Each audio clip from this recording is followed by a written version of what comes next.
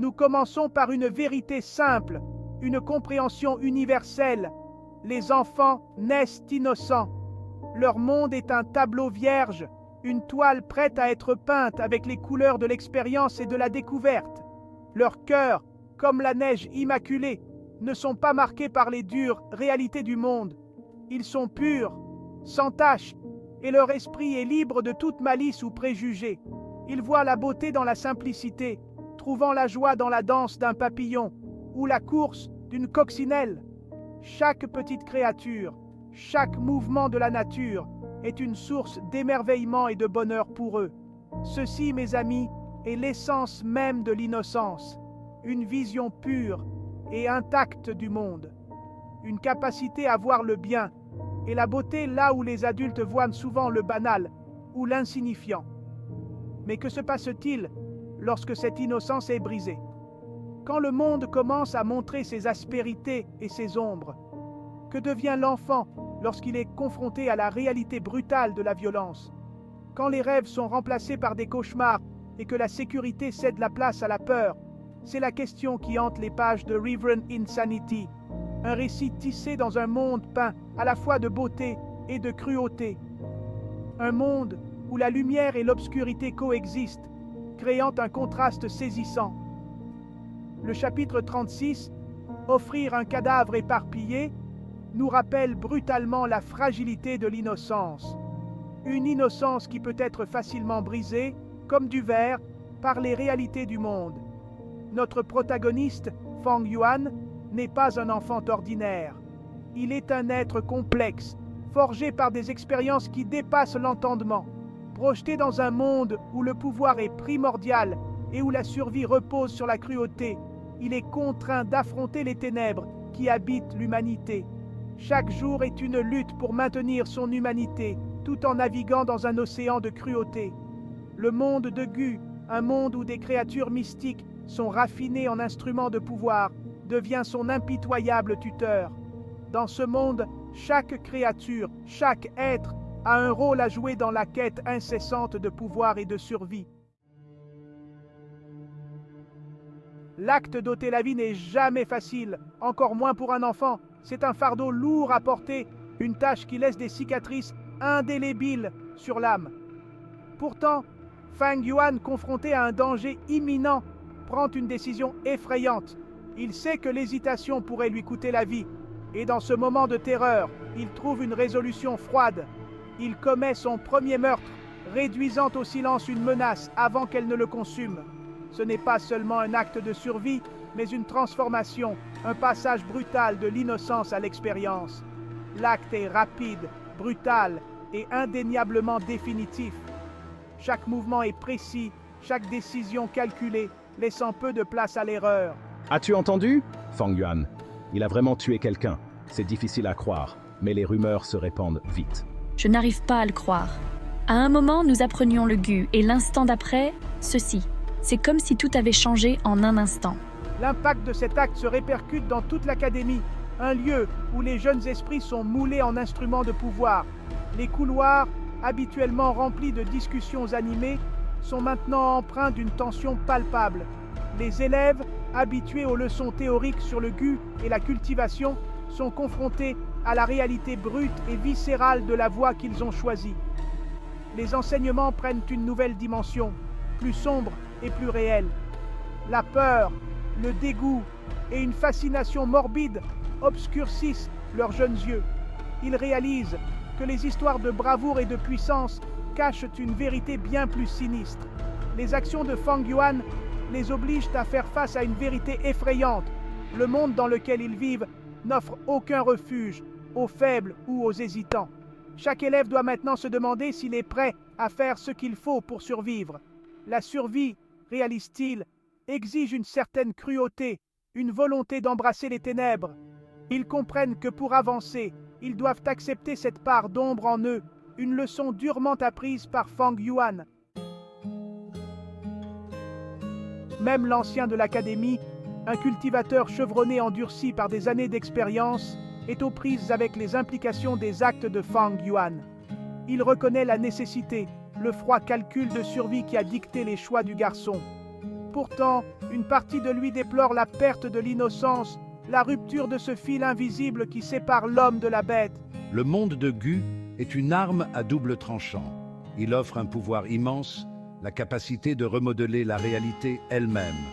Mais ce pouvoir a un coût, une lente érosion de la morale et de l'empathie. Il le voit se refléter dans les yeux de Fang Yuan, une lueur de quelque chose de froid et de calculateur, là où résidait autrefois la naïveté juvénile.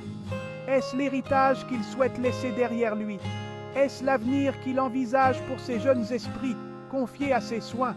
Les questions pèsent lourdement sur son âme, un rappel constant du fardeau du leadership. Pour vraiment saisir le poids des actions de Fang Yuan, il faut d'abord comprendre le monde dans lequel il vit. Ce monde, riche en histoire et en mystère, est un lieu où chaque coin de rue, chaque vallée et chaque montagne cache des secrets anciens et des pouvoirs incommensurables. Le monde de Gu est un endroit où les frontières entre le banal et l'extraordinaire sont floues. Ici, la magie et la réalité se mêlent de manière inextricable, créant un environnement où l'impossible devient possible et où les rêves les plus fous peuvent prendre vie. Les Gu, créatures mystiques dotées de capacités fantastiques, ne sont pas de simples outils, mais des extensions de la volonté, reflétant les désirs et les ambitions de leurs détenteurs.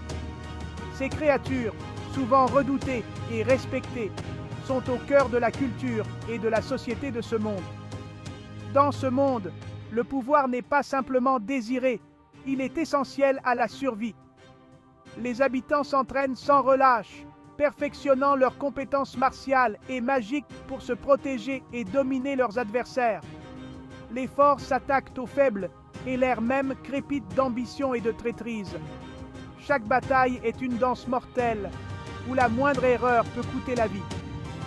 C'est un monde où les règles de la morale conventionnelle sont souvent abandonnées, remplacées par un pragmatisme brutal.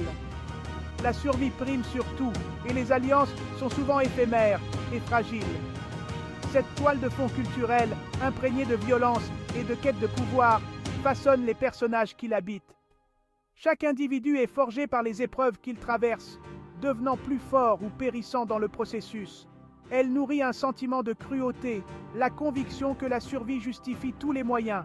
Les guerriers et les mages de ce monde sont prêts à tout pour atteindre leurs objectifs, même si cela signifie trahir leurs proches. Fang Yuan, né dans ce monde, est le produit de son environnement. Ses actions, un reflet des dures réalités auxquelles il est confronté. Chaque décision qu'il prend, chaque mouvement qu'il fait, est influencé par les leçons impitoyables qu'il a apprises au fil des ans, dans un monde où seul le plus fort survit. L'impact de la violence s'étend bien au-delà du domaine physique. Elle laisse des cicatrices invisibles sur l'âme, des blessures qui suppurent et façonnent le cours d'une vie. Le premier meurtre de Fang Yuan, bien que nécessaire à sa survie, marque un tournant. Il a franchi une ligne, pénétrant dans un royaume de ténèbres, d'où il n'y a pas de retour. Cet acte de violence colorera à jamais sa perception du monde, façonnant ses interactions et influençant ses choix futurs. Le garçon qui trouvait autrefois la joie dans les plaisirs simples pourrait bien se retrouver hanté par le souvenir de ses actes, le poids d'une vie prise pesant lourdement sur sa conscience. Le monde, autrefois plein de merveilles et de possibilités, peut maintenant lui sembler plus froid, plus menaçant. La perte de l'innocence, une fois brisée, ne peut jamais être entièrement réparée. C'est un fardeau qu'il portera avec lui, un rappel constant du prix de la survie dans un monde plongé dans les ténèbres. L'ancien de l'Académie, accablé par la responsabilité de former les jeunes esprits, est confronté à un dilemme moral. Doit-il condamner les actions de Fang Yuan en maintenant les principes d'un monde plus civilisé?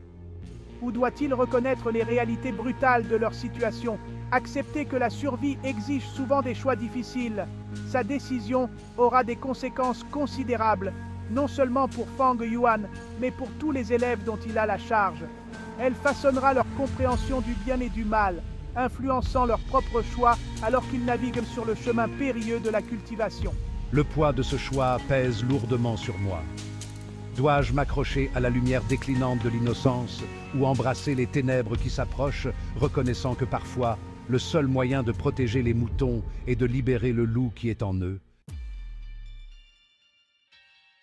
L'académie, conçue comme un sanctuaire pour l'apprentissage et la croissance, devient un creuset, mettant à l'épreuve les limites de la morale et de la résilience. Les élèves, autrefois protégés des réalités les plus dures du monde de Gu, sont désormais contraints d'y faire face de front. Les actions de Fang Yuan servent de leçon brutale, un rappel brutal que le pouvoir, bien qu'enivrant, a un prix élevé. C'est une éducation tordue, qui les oblige à affronter leur propre capacité aux ténèbres. Les frontières entre le bien et le mal, autrefois claires et distinctes, commencent à s'estomper. La survie, réalisons-nous, exige souvent des compromis, une volonté de mettre de côté les scrupules moraux face à des menaces existentielles. La quête du pouvoir, thème central de Reverend Insanity, n'est pas présentée comme une noble aspiration, mais comme une arme à double tranchant. Elle offre protection, influence et la capacité de façonner le monde selon sa volonté. Pourtant, ce pouvoir a un coût, exigeant des sacrifices qui érodent l'humanité. Le parcours de Fang Yuan sert de conte